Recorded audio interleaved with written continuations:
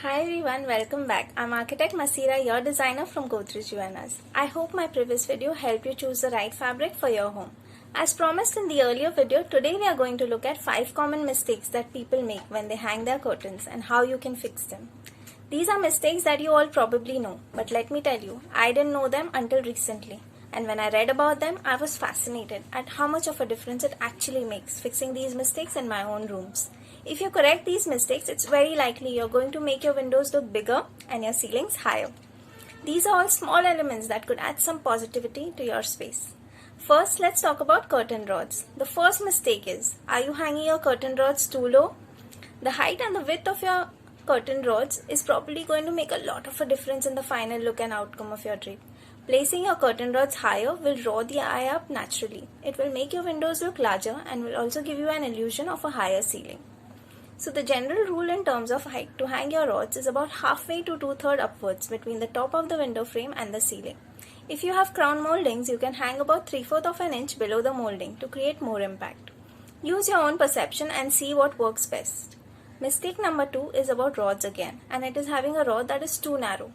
Ensure the rod is at least 4 to 6 inches wider than the outer frame of the window, so that when the curtains are open, they gather on the walls on either sides of the window, making the windows look larger.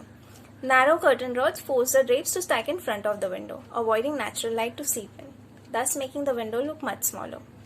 Okay, so now we are going to talk about some mistakes related to curtain panels. Mistake number 3 is not buying curtain panels that are wide enough for your windows, which means that the curtains when open or closed, they just do not look luxurious.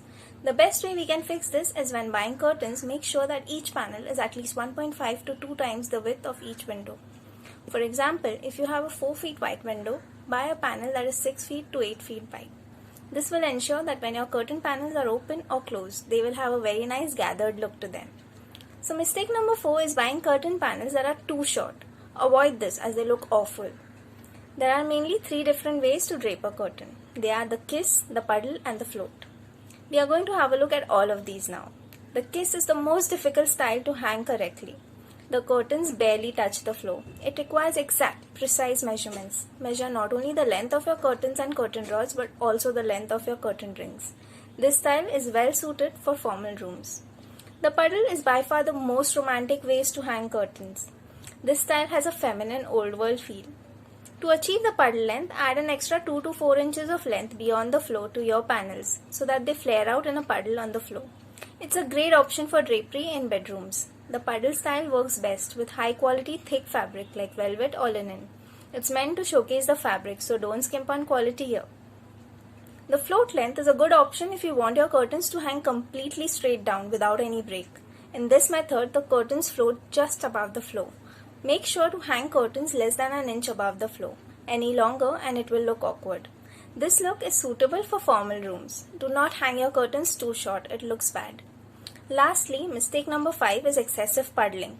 Short curtains are bad, but excessive puddling is equally bad enough. Overdoing it will lead to accumulation of dust bunnies. If you have kids or elderly people around, it may increase the risk of tripping over. Make sure you stick to the guidelines we discussed earlier and do not go overboard with it, as anything beyond 2 to 4 inches might look like a mistake rather than an intentional puddling.